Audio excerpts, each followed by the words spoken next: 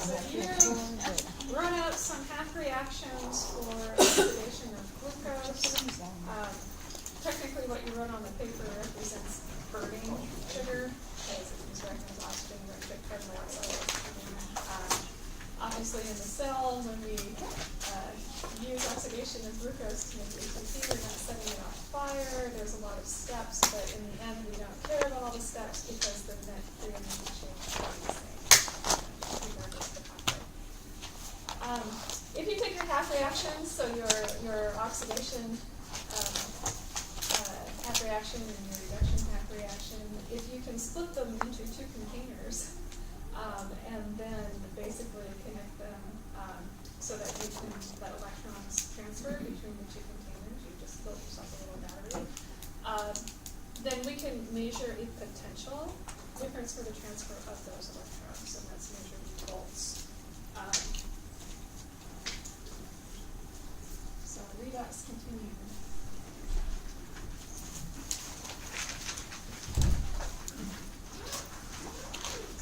Reactions can be separated into two half cells and connected by an electrical current.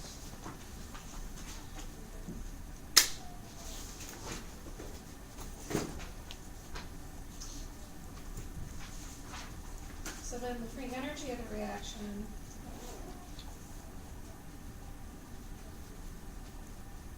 can be determined if we measure that electrical potential difference.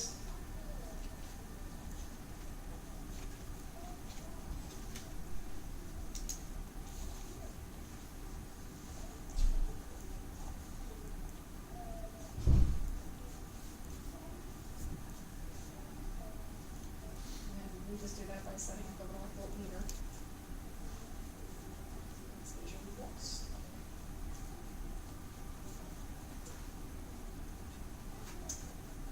Okay, so for A, which is in an oxidized form, plus B, which is going to be in the reduced form,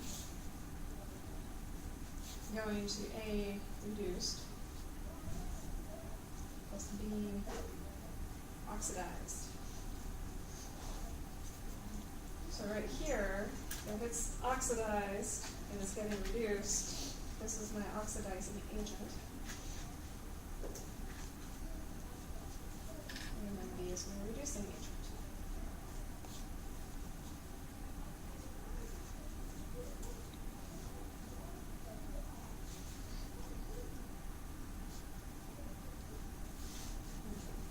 Now we had one equation that we already saw for free energy that was based on basically concentrations and a standard free energy change. So free energy, standard free energy change, plus RT, natural log, and then we get all these concentrations and confusing. So the A reduced concentration times the B oxidized concentration divided by the A oxidized concentration times the B reduced concentration.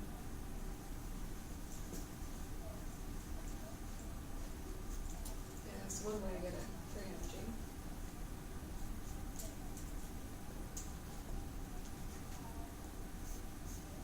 Okay, but your free energy also represents the electrical work needed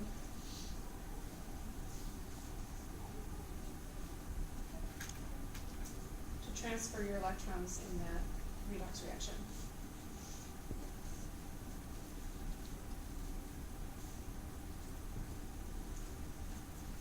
And then there's another expression that you'll need to know.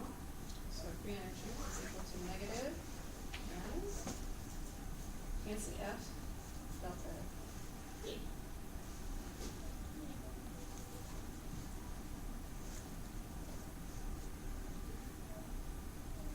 N is the moles of electrons transferred.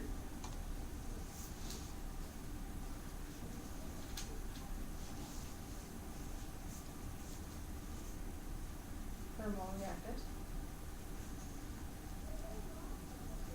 squiggly F is what? Faraday constant. Faraday constant. Minus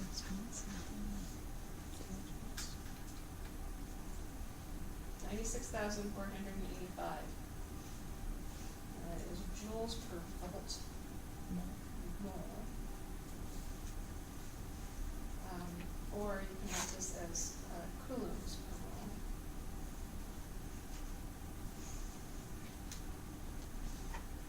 I just leave it in joules per volt mole because then things cancel easily.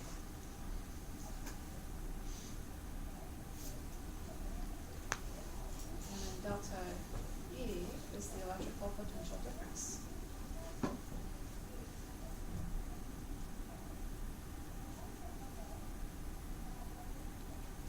And that is in volts.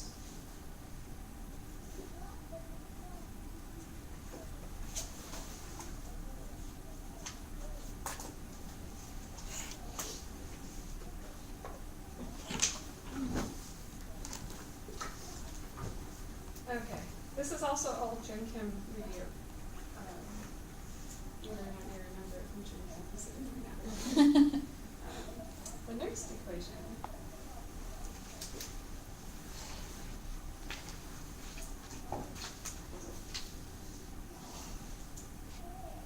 is my electrical potential difference is equal to, this feels familiar, the standard electrical potential difference. So what that difference is under standard state conditions.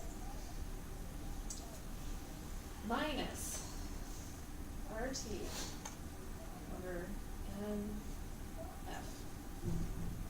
Natural log. And if we use that same reaction that we had above, as the concentration of A reduced, times concentration of B oxidized divided by concentration of A oxidized times concentration of B reduced.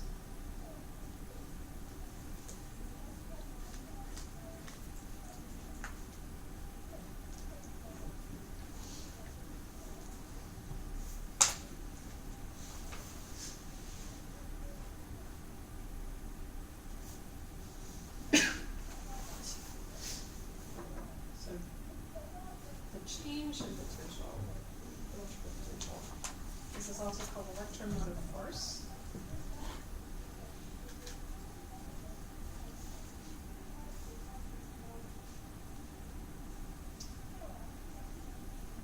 And this potential difference puts pressure on electrons to be transferred across these two half reactions.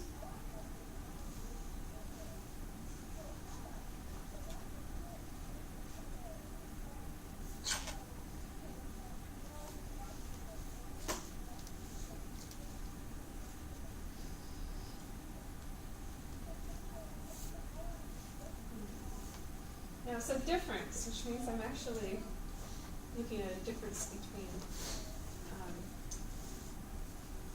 two E's. Potential differences are easy to measure. All you have to do is put things into two half cells and stick some electrodes in there and a voltmeter and just measure it in voltage. So potential differences are something that are easy to overlap and measure. The potential for a half reaction, either a reduction or an oxidation, that's something that we can't measure directly. We can only calculate and back calculate them from a potential difference. But this is the thing that you see in your table in the book.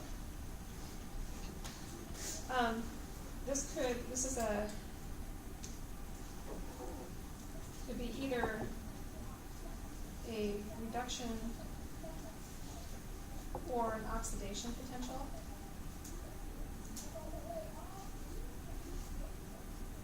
But I have to put a note in here that your book only speaks in terms of reduction potentials.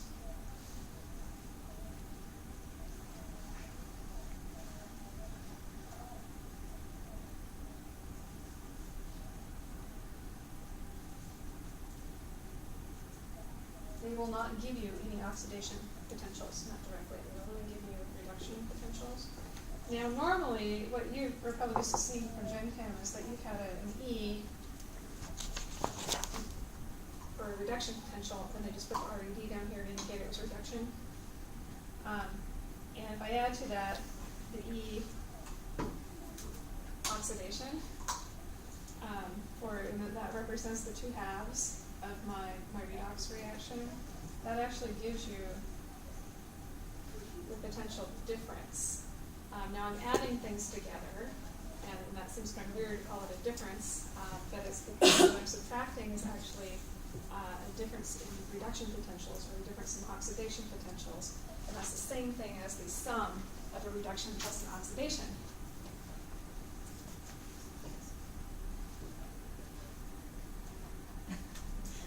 Yeah, that made perfect sense, I'm sure it did. Your book is only going to report this.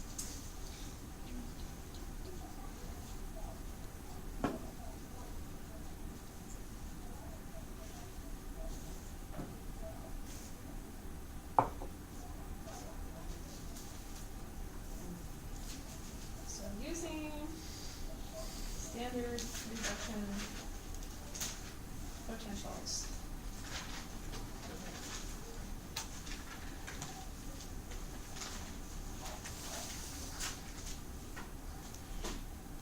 Electrons will flow spontaneously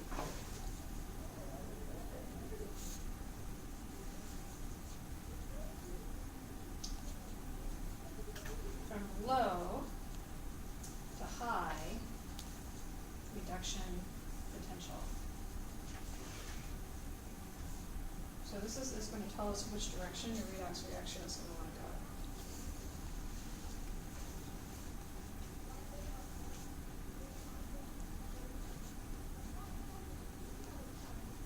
Does someone have their book handy? Because I forgot to update this.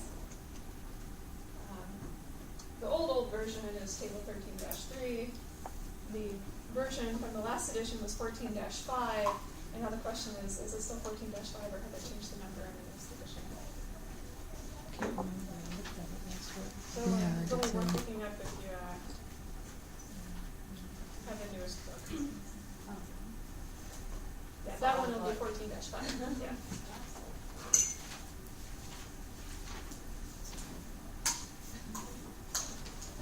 It's in chapter 14. You got it? 14-4. Okay, so I changed a little bit. But, okay, so I'll put that. So table 14-5 in the old edition, 14-4 in the new edition, and in the book that's now 6 years old is this table right here, 13-3. This is the table I would give you.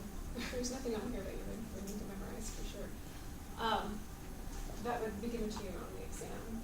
And what we have here are standard reduction potentials. And here they say that in the title as the standard reduction potential. But like I said in the book, if they don't put some little subscript to indicate whether that's reduction or oxidation, assume that it's a reduction because they don't do the reduction potentials.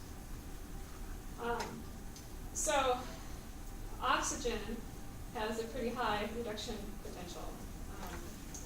Acetate is down here at the bottom with a really low negative reduction potential. And so electrons always want to flow from something on the bottom of the table to something higher up on the table. And if they do, going up the table, then it'll be a negative for energy change. Then we're going to prove that with the math. But electrons always want to flow from low potentials to high potentials.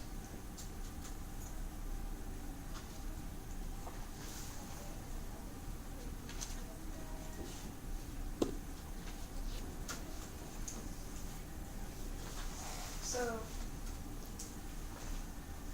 the potential difference, and we're going to now do everything in standard state here, so our standard potential difference is equal to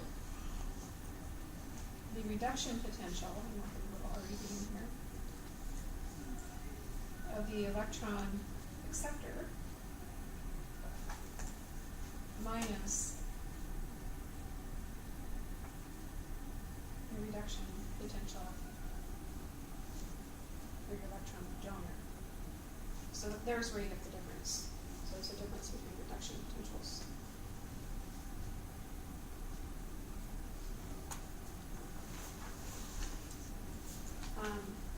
Or, because I find this much easier myself, is to remember which you're supposed to subtract for what, if you don't want to get your signs all turned around.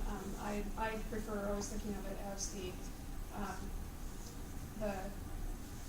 reduction potential plus the oxidation potential. So these represent both of my half reactions. If I go to my table, if my fumarate here, if its reduction potential is 0.031, then what is its oxidation potential if I flip the reaction? Negative 0.03. Okay, so you just change the sign. And so all the reduction potentials, that's going, so like oxygen being reduced to water, that is a reduction potential here. But if I flip it around, I say water is being oxidized to oxygen, I just flip the sign on the potential, and that's the oxidation potential.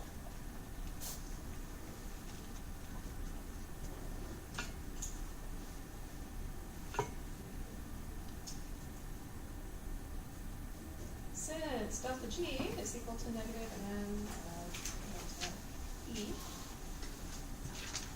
delta E must be a positive number in order for the reaction to be spontaneous.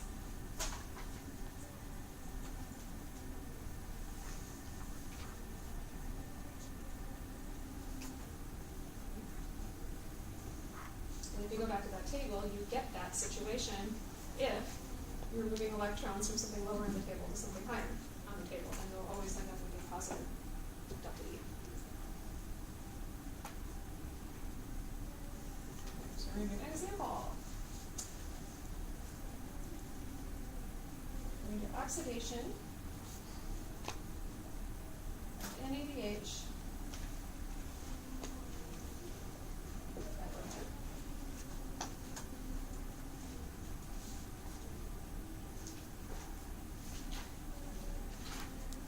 Now, you ought to be able to write this reaction, just giving that information, and know what your reactants and your products are by looking at the table. So when we go back to the table, there is a reduction for oxygen, and then I go and I look for NAD. Here's NAD. So here's a reduction for NAD. However, I am not reducing it in my equation, I'm oxidizing it. So this equation here I would flip. This one I'm going to leave alone because oxygen is the oxidizing agent that gets reduced. Okay, so I'm going to write both of those down. So 1/2 O2 plus 2 protons plus 2 electrons goes to H2O.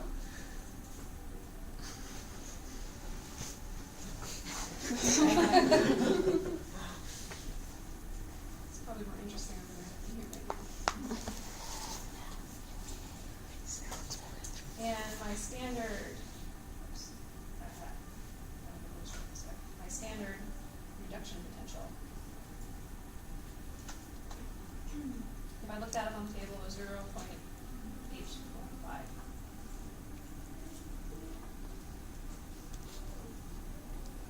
My other half reaction, I'm going to write it just like it is on the table for now. So NAD plus plus a proton plus 2 electrons going to NADH. That standard reduction potential is a negative 0.315. What are my units on these things? Volts.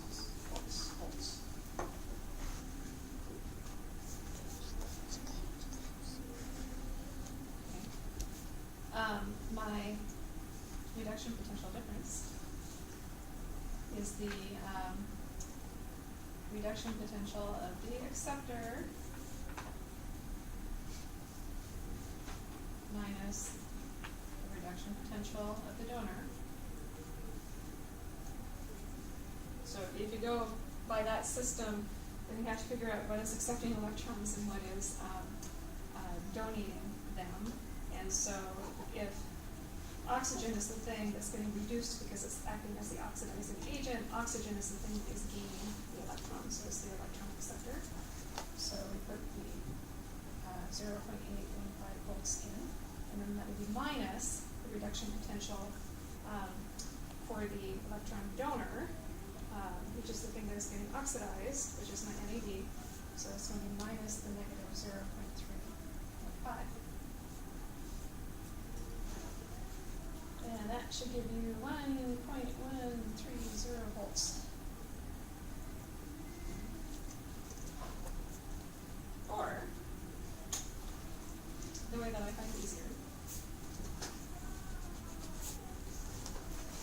again, is that standard reduction potential difference is equal to whatever the reduction potential is of the thing that's getting reduced, plus whatever the oxidation potential of the thing is that's getting oxidized.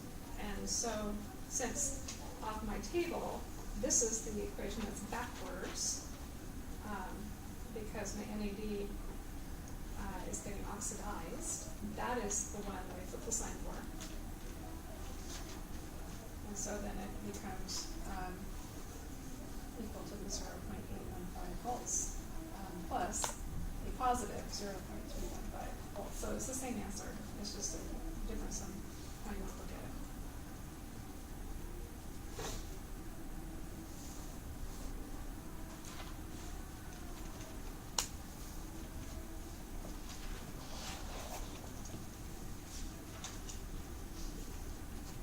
Okay, so now we can calculate delta G, and since these are all standard reduction potentials we're looking at and potential differences, this will be a standard delta G as well. So we can calculate the standard free energy change, which is equal to negative n Faraday's constant delta E standard.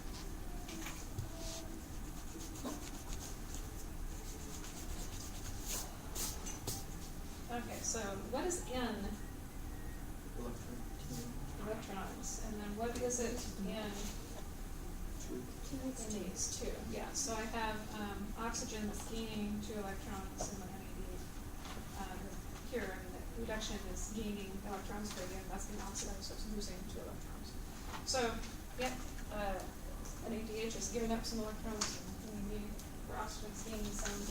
So is it simply moles of electrons transferred, or is it moles of electrons transferred per mole of reactant? Yes, but the mole of reactant is, I know that says 1/2, but we're looking at an oxygen, NO, even though that physically doesn't exist because it's a diatomic. But whatever is in the half reaction, whatever the electrons is in the half reaction. Okay.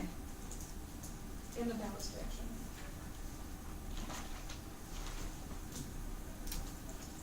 So it's negative 2 times the 96,485, what was that, joules per volt mole.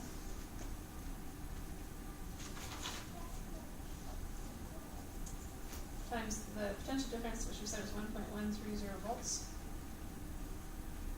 And then that's going to cancel nicely for us to become joules per mole for our free energy.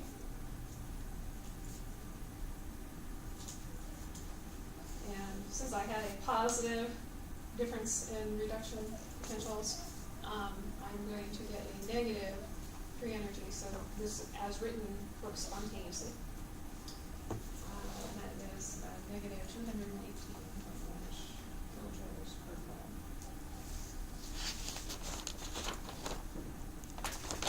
So it's spontaneous. That's positive.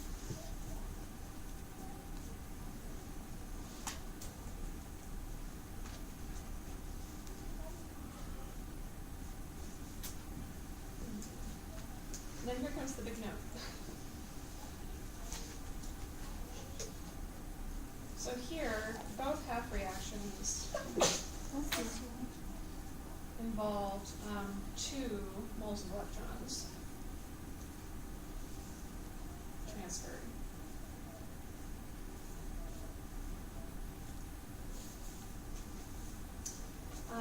When balancing redox reactions,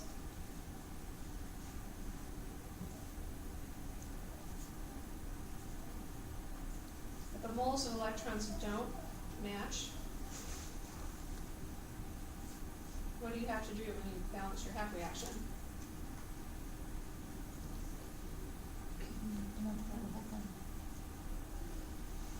I have to do something to one of those half reactions.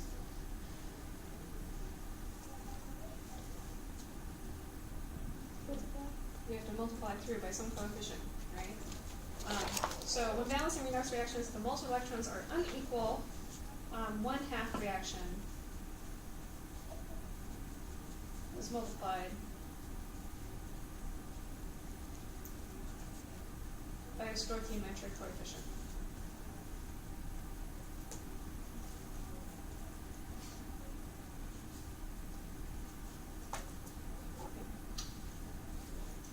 So here comes the warning then. Reduction potentials do not change regardless of the number of electrons that are transferred. So even though you might have to, if you're trying to write the whole redox reaction, and one reduction potential, let me show you an example here. One reduction potential is given, so for our top one here, where it's 2 electrons were being accepted in that reduction half reaction, and if we pair it with something down here, let's see, here's one where there's only 1 electron involved. If we want to actually write the balanced redox reaction, we would have to multiply that by 2, so that we have 2 electrons being given up and 2 electrons being accepted, and that would be in the balanced reaction. But if you multiply the half reaction by 2 here, that does nothing to the reduction potential. It stays the same. Okay, so reduction potentials do not depend on stoichiometric coefficients used to balance redox reactions. Just don't be tempted to do it. So this is the however. Voltages are independent from number of electrons transferred in a balanced redox reaction. So don't ever multiply your voltages by a stoichiometric coefficient.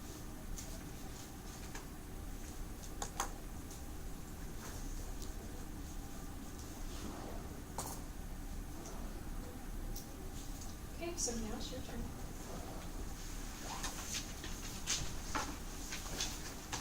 So determine the standard free energy change for that reaction as written. And I gave you the table there so that you can get the potentials you need. And that's going on your half sheet.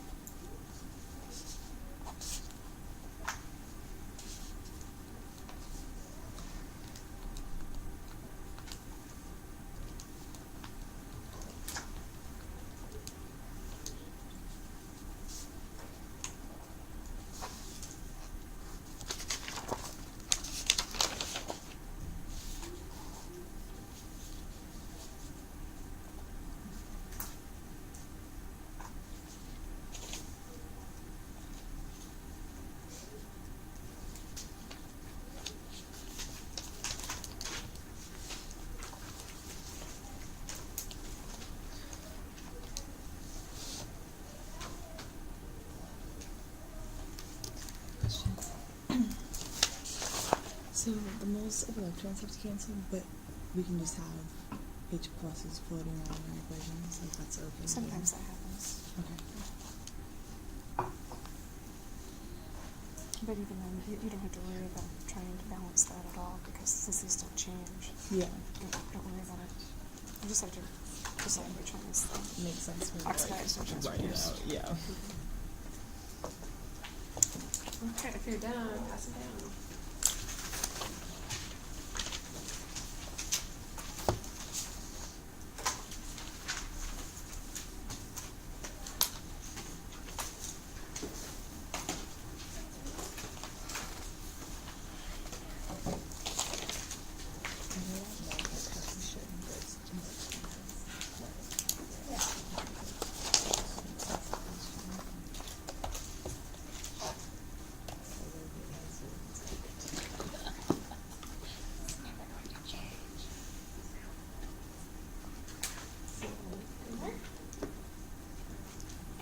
I used to be out there doing the trace thing, so.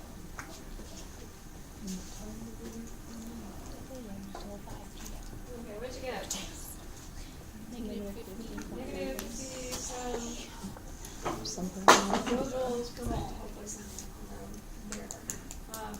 Here's the reaction. Your table gives you, the reduction, half reaction. So if I'm just looking at reduction, half reactions, I look that up on the tables, NAD plus NH plus 2 electrons, going to NADPH, and that standard reduction potential is a negative 0.320 volts. And then the other one, acetate, plus 2 hydrogens, plus 2 electrons, going to acetaldehyde, plus water. And that was a negative 0.581 volts. Again, for the reduction. But in my equation, I'm not going from acetate to acetaldehyde, like it's written here, and going the other way. So that's the one you flip. So if I do my delta E as the standard reduction plus the standard oxidation, then my NADP, which is the thing getting reduced, stays the same. So that's the negative 0.322 volts. But then I'm going to flip the sign on the other one, so it's going to be plus the 0.581 volts. And The then writing's off the screen. Sorry. Thanks. And that gave you a 0. What? 2 something. Do Look at one of our sheets. that math, guys. Okay, and then we stuck that into delta G. It's equal to negative how many electrons being transferred? 2. 2. 9645. 6,185 joules per mole times my 0.261 volts. And that gives you an answer in joules, but you can report it in kilojoules if you want. So is it spontaneous? Yes. Yes, that's written. That is spontaneous. Okay. Is the reverse reaction spontaneous? No. No. What is the free energy change for the reverse reaction? 50. Yes, positive 50. So spontaneous, this one's spontaneous as written. Okay, and we should have seen that as soon as we saw that this potential difference was positive.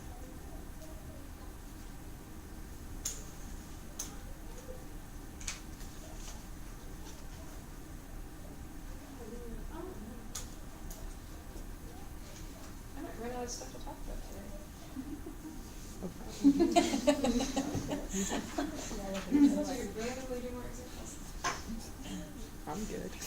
Are we done now? Yeah. Not quite done yet, no, I have nothing. But I wasn't planning to spend much time on it. So ways to study metabolism.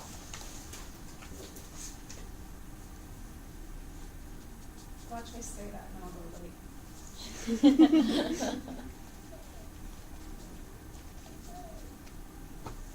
Tracing metabolic fates.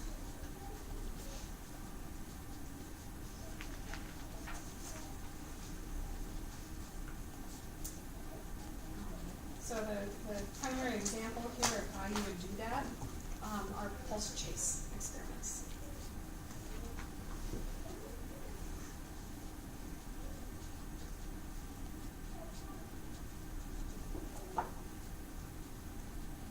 So what you do is you introduce a labeled metabolite.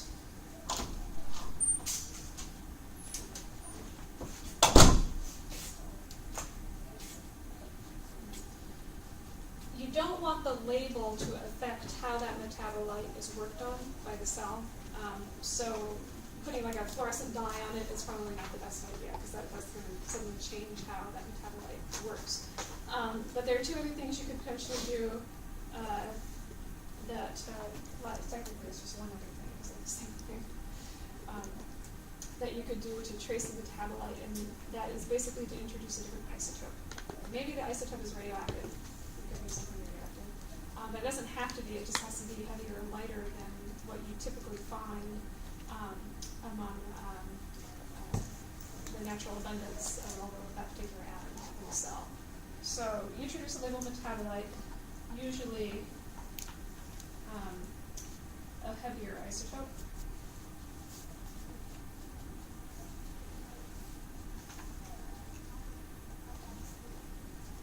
And then after a certain amount of time, so that's your pulse. After a certain period of time,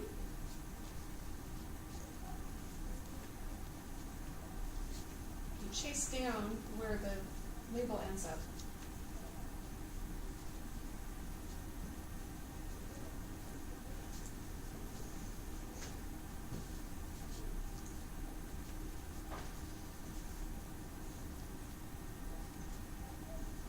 Happens to be a radioactive isotope you use that makes the chasing a little easier to do.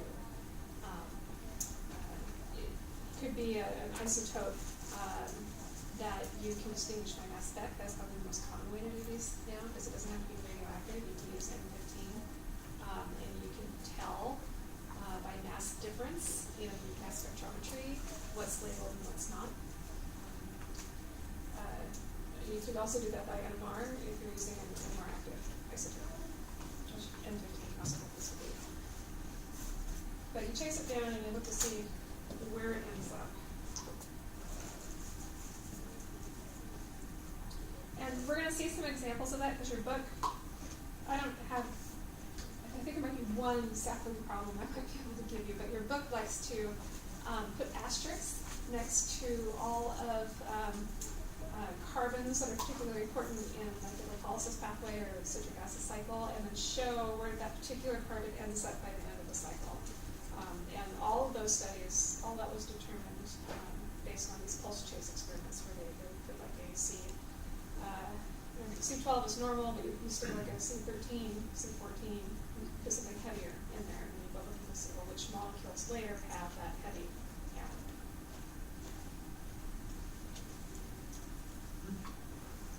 Another way to study is called perturbing the system. Really tick it off and then it gets angry at you and maybe do something. So here you disrupt a pathway's normal function.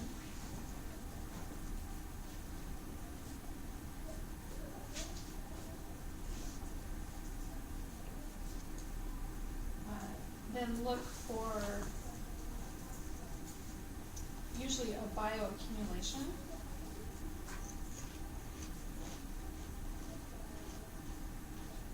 Of metabolites. Or a depletion.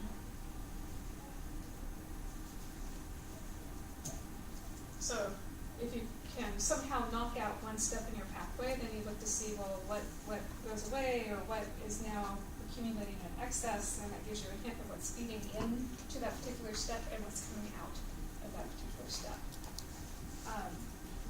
How do you perturb it? You can introduce an inhibitor. So maybe you have an inhibitor to a particular enzyme in that pathway, so you just add the inhibitor. Or you can do genetic manipulation. So maybe I actually go in, do some site-directed mutagenesis, change the gene for one of my metabolic enzymes so that it doesn't function as well, or is completely knocked out. It's completely knocked out, and it turns out to be a lethal mutation that doesn't do any good. But sometimes you can knock down as opposed to knocking out, where you just decrease activity, and then you can look to see, well, what else is affected by that.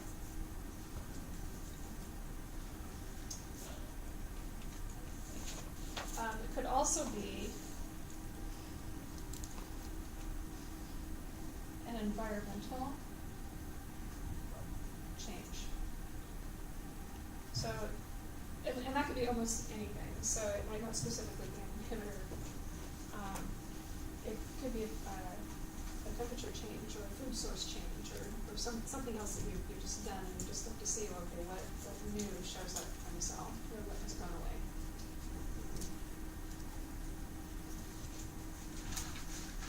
Okay, now this third one is not completely separate from the second one. They kind of actually go together. But it's a particular method, and that's DNA microarrays. They're very commonly used to study metabolism.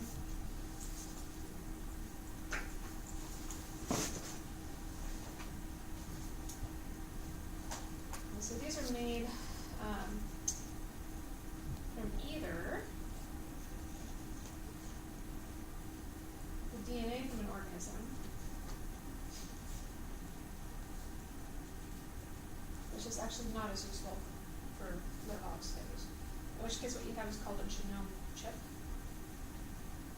And basically all of the DNA from that organism has been cut up into little pieces and then hybridized to a little chip, so they're stuck on this chip. Or cDNAs from an organism. And that's called a transcriptome chip.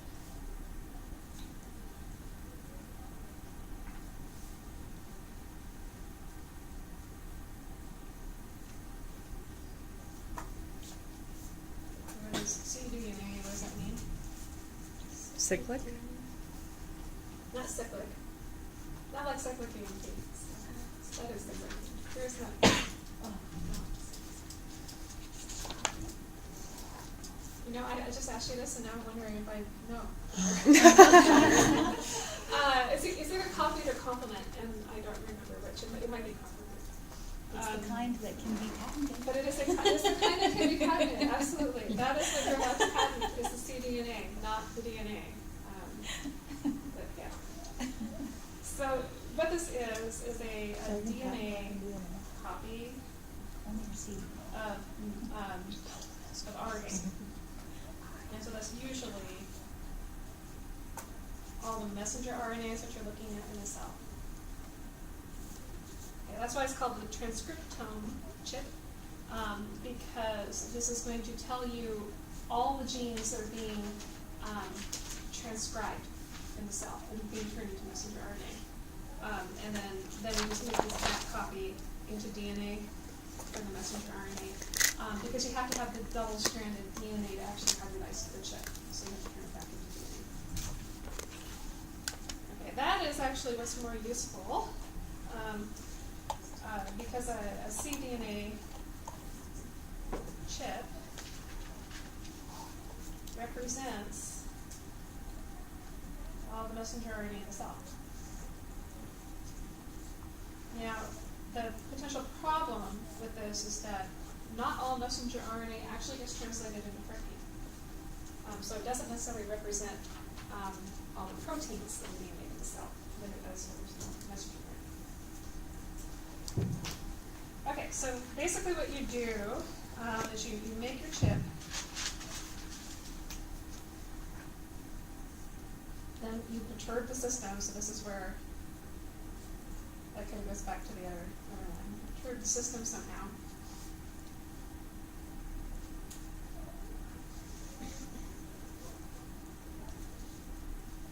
use the chip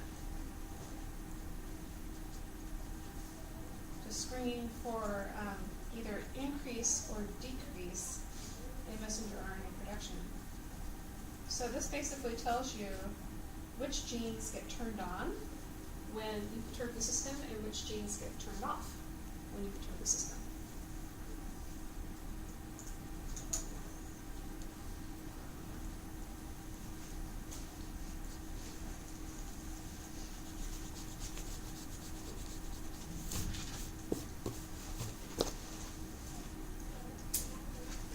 There's a picture in your book. There's the was in the whole version. It's still there. Oh my god. Did you need to go back? No, sorry. You have hope. Being a boy.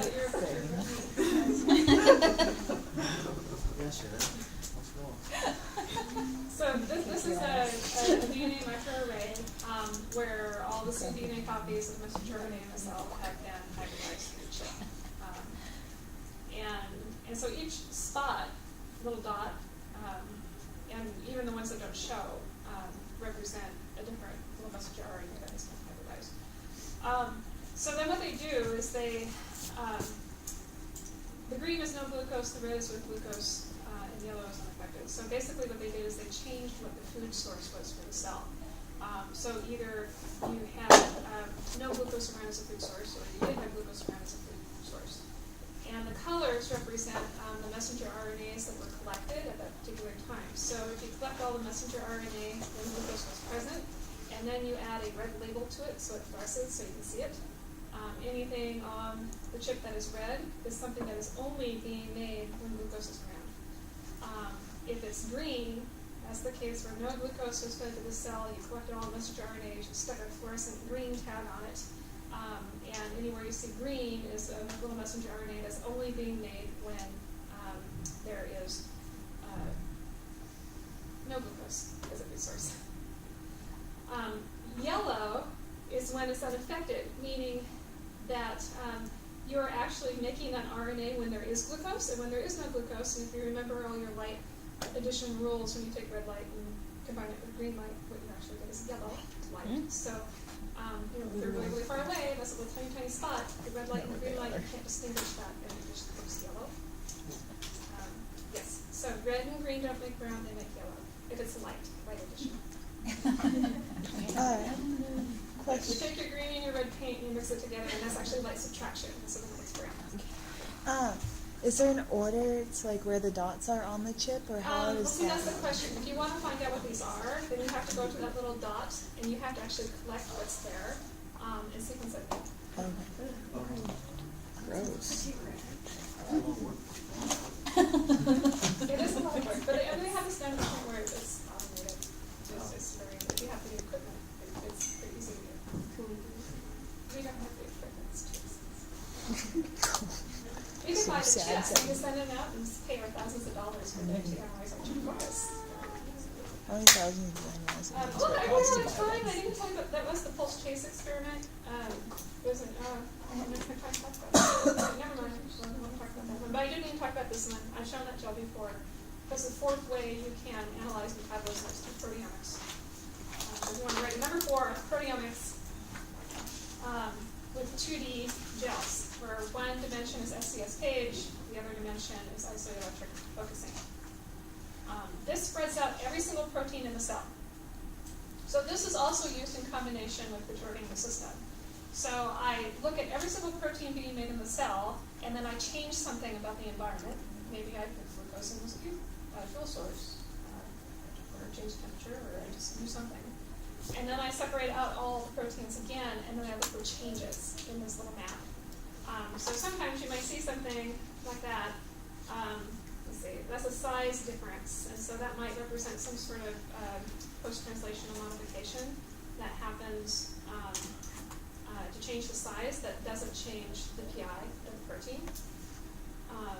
Whereas I might have something going left to right, like this one here, that could represent, for example, a phosphorylation that might change the PI of the protein. And so you might see an example where you have a particular protein that normally is here, and then you perturb the system, and now it's showing up there instead. It moves.